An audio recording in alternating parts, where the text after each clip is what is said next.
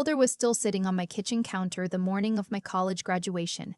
My mother had put it there 3 weeks earlier. A manila folder with a sticky note on top that said for Leah, just in case you need anything. Inside was a printed checklist she'd made. Cap and gown pickup times. Parking information for the arena. The name of the restaurant she'd already made a reservation at for after. Ruth's Chris. Downtown.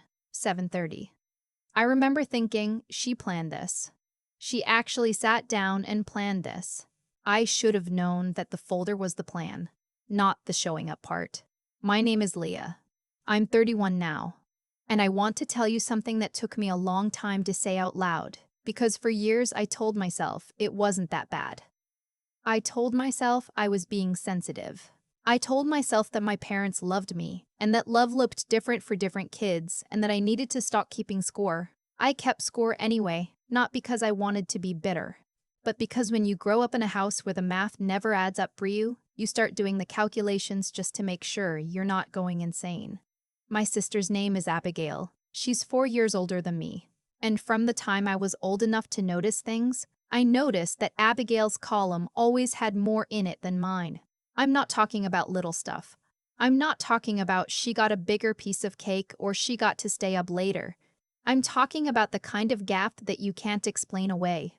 The kind that, when you see it laid out clearly as an adult, makes you go quiet for a second before you can even respond. When Abigail graduated from college, my parents threw her a party at the house. They rented tables. They had a caterer. My mother made a slideshow. My father gave a toast that lasted almost 20 minutes. He had notes, he'd written it out, and by the end half the room was crying. The guest list was 40-something people. My aunt flew in from Phoenix. When I graduated, they came to the ceremony. That part is true.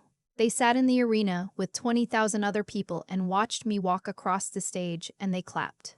And afterward, we went to Ruth's Chris, the 4 of us. And my father ordered the ribeye, and my mother talked about how she couldn't believe how hot it was in there, in the arena, and whether the air conditioning was broken or if it was always like that. Nobody gave a toast. There was no party. There was no slideshow. I told myself, it's fine. The second kid always gets less. That's just how it is. But it wasn't just graduation. That's what I need you to understand.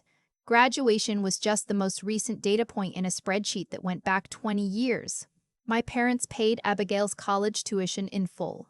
All 4 years, room and board, the works. Roughly $180,000 when you added it up. They were proud to do it. My father talked about it at family dinners like it was a badge of honor. We made sure she didn't start her life in debt. I got 2 years of help, then they sat me down and told me they'd run into some financial constraints, and I'd need to handle the rest on my own. I took out loans. I worked 25 hours a week at a campus coffee shop. I graduated with $34,000 in student debt. My parents never mentioned the word debt in relation to me, not once. Not to ask how much I had, not to say they were sorry, not to offer anything. It just stopped being a topic. And I told myself, it's fine. Lots of people have student loans. That's just life. I'm telling you this now not because I want sympathy. I'm telling you so that when I get to the part about my graduation day, what actually happened, not the version I told people at the time, you understand that it didn't come out of nowhere. It was the conclusion of something that had been building for a very long time. I graduated on a Saturday in May. The ceremony started at 10 in the morning. My parents knew this. They had known it for months. The folder on my kitchen counter, the one my mother left, had the time printed on it in bold. My boyfriend at the time, a guy named Cooper, had driven 4 hours from Nashville the night before to be there. He brought flowers. He set an alarm for 7:30 so we'd have time for breakfast before we had to leave. He ironed his shirt the night before. My parents lived 40 minutes away. I want you to hold that number for a second. 40 minutes. We got to the arena at 9:15. I had to check in with my department by 9:30, so Cooper found his seat and I went to get in line with the other graduates. I texted my mother, "Here, where are you guys?" She texted back, "On our way. Traffic is a little slow, don't worry." I didn't worry. 40 minutes away, leaving by 8:30, traffic on a Saturday morning, they'd be fine. The ceremony started at 10. I was in the 3rd row of graduates for my college, which meant I'd be walking early. I kept glancing toward the entrance, trying to spot them from the stage area. I walked across the stage at 10:22. I know the exact time because Cooper texted me a photo he took right at that moment, and the timestamp is there in my phone to this day. My parents were not in their seats yet at 10:22. I found out later, much later, the way you find out things in families like mine, which is accidentally and in pieces, that they had left the house at 9:40, not 8:30, 9:40, for a ceremony that started at 10, 40 minutes away. By the time they arrived and found parking and got inside and found their seats, I had already walked.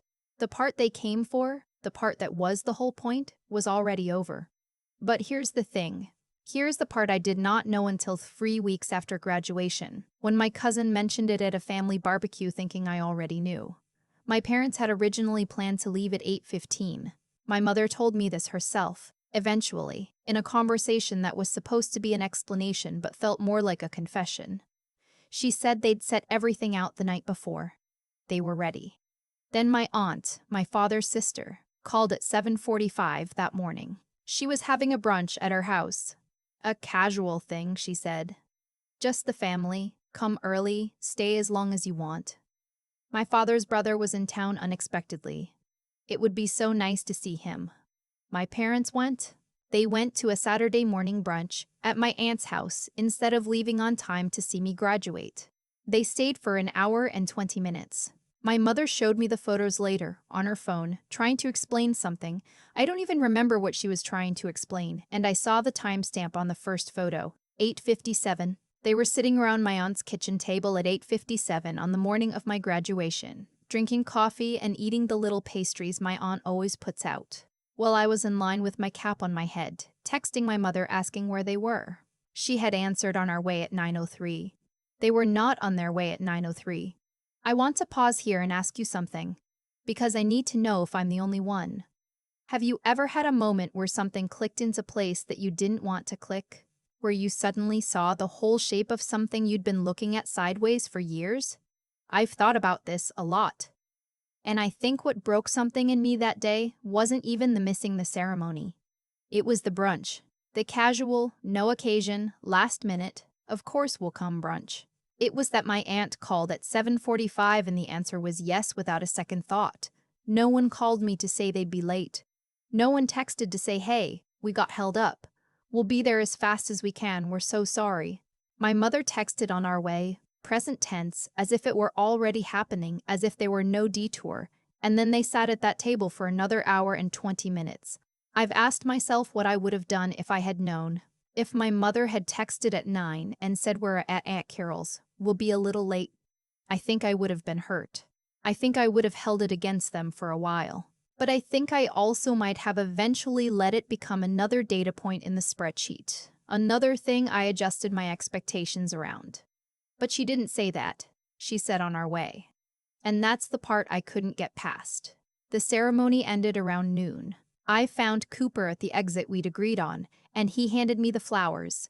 Yellow tulips, because I'd mentioned once that I liked them better than roses, and he took about 15 pictures of me in my cap and gown in the lobby.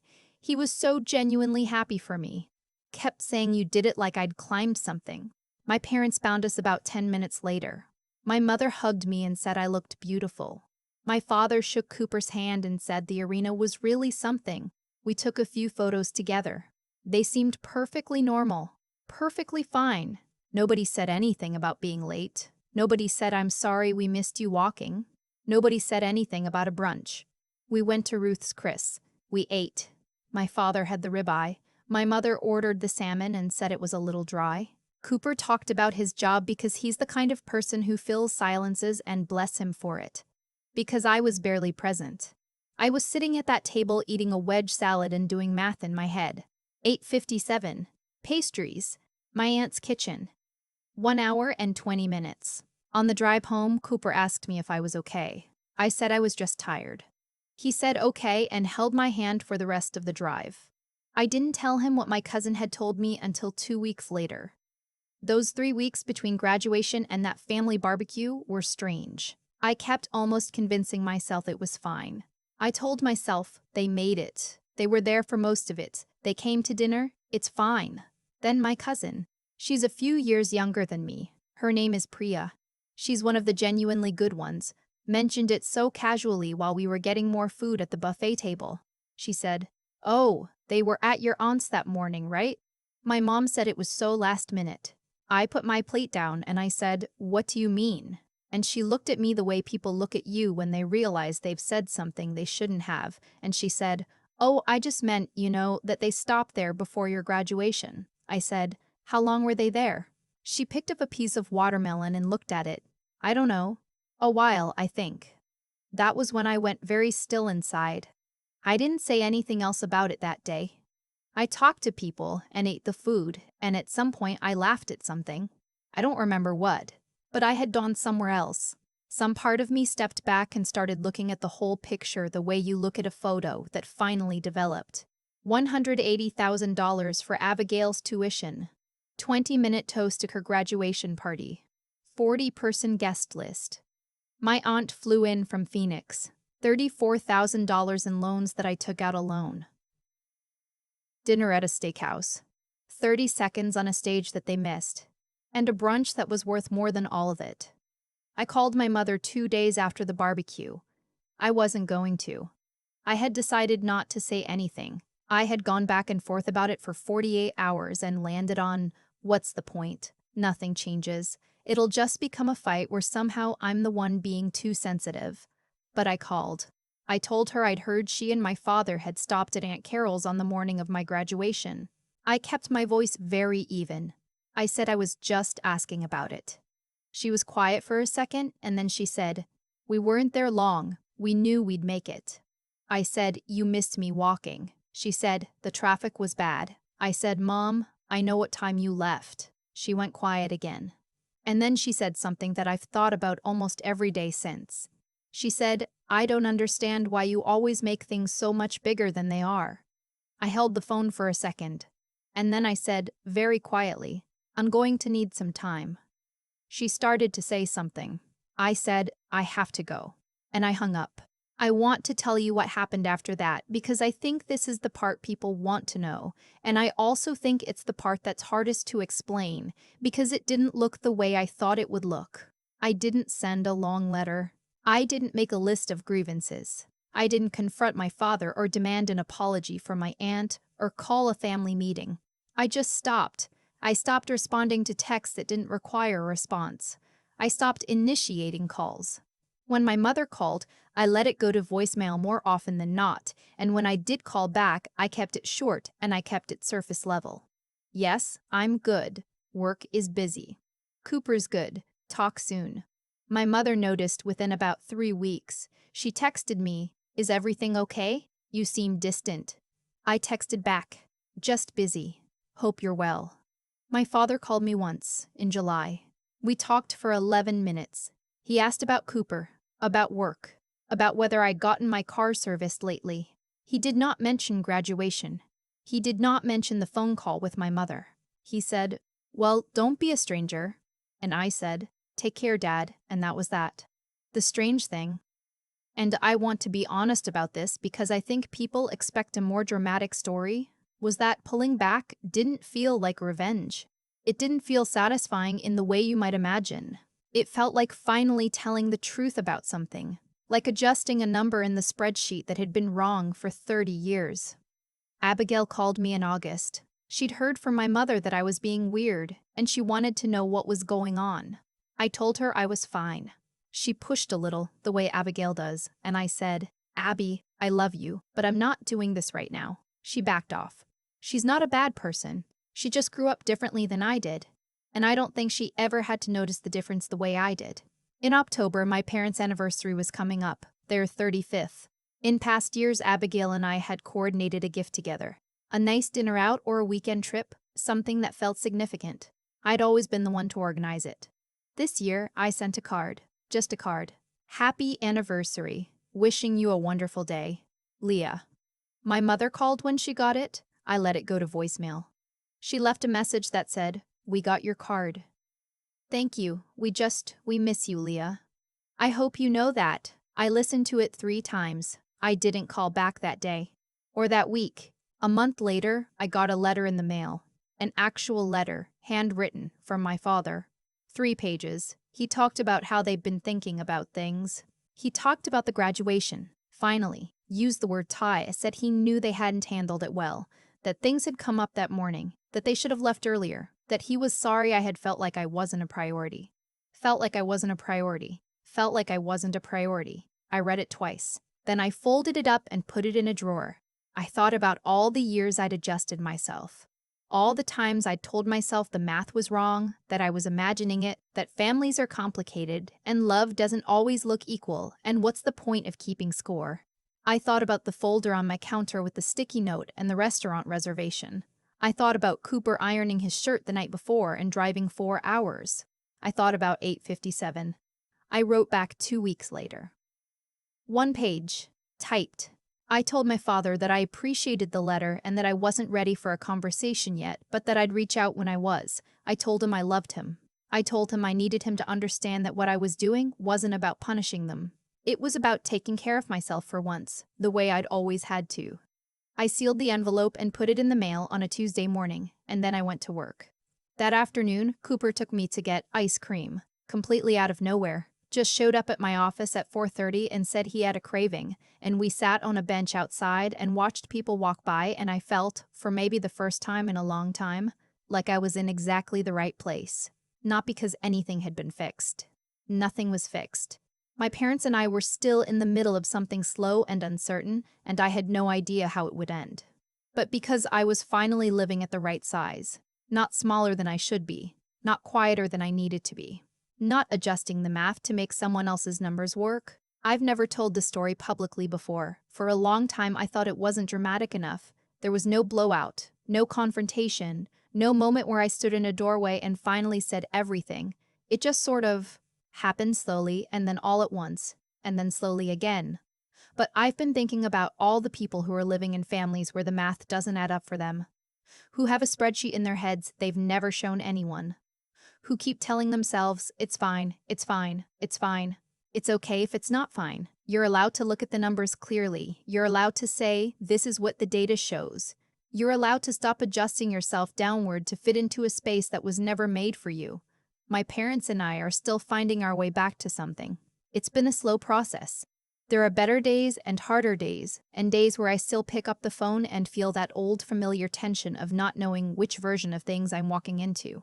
But I know something now that I didn't know when I was sitting at that Ruth's Chris table eating my wedge salad and doing the math in my head. I know that I deserve someone to leave on time. And I know that I deserve someone to leave on time. And I know that knowing that, really knowing it in your bones, changes everything. I've thought a lot about why it took me so long to see things clearly. And I think the honest answer is that when you grow up inside something, you can't see the shape of it. You just keep adjusting. You keep trimming yourself down to fit the space you've been given, and you call it being easygoing, or being mature, or not making things harder than they need to be. I did that for almost 30 years. What I know now is that every choice has a cost, not in some abstract poetic sense, in a very literal, practical one. When my parents chose to sit at my aunt's kitchen table at 8:57 on the morning of my graduation, that was a choice. Nobody made it for them. There was no emergency. There was no crisis. There was coffee and pastries and a last-minute invitation, and they said yes to that, and, without ever using the words, said something else to me. And for a long time, I let myself believe that the something else was accidental, that they hadn't meant it. That love was there even when the actions didn't show it. But here's what I've come to understand. Intentions don't actually do very much. What does something is what you do when you have to choose. And my parents, on the morning that mattered, chose the brunch. That's the data. Everything else is a story I was telling myself so the data would hurt less. I'm not angry at them anymore. That's the truth. And I want to be careful to say it clearly, because I think people expect this kind of story to end in rage or bitterness, and mine didn't. What I feel now is something quieter than anger. Something closer to clarity. Cooper drove 4 hours and ironed his shirt. Priya looked at a piece of watermelon and chose honesty. The people who showed up for me showed up, not because I demanded it, not because I made it transactional, but because that's who they are. And the people who didn't, Well, I know now that's also who they are. Not because they're bad people, but because showing up requires a decision every single time, and some people consistently make a different one. I think about Leah at 22, taking out loans while her sister's tuition was paid in full, telling herself it was fine, it's just how it is. I want to go back and tell her, you were allowed to notice this, you were allowed to name it. Staying quiet about something that hurts you is not the same as being gracious. Sometimes it's just slowly teaching people that you'll accept less than you deserve. What I did, pulling back, going quiet, writing that one-page letter, wasn't a punishment. It was just the first honest thing I'd done in a long time. It was me finally saying, I see the numbers, and I'm not going to pretend they add up differently than they do. That's not cruelty. That's self-respect. And it took me until I was standing in a graduation arena alone, cap on my head, watching the door, to understand the difference. You deserve someone who leaves on time, not someone who shows up eventually and calls it love.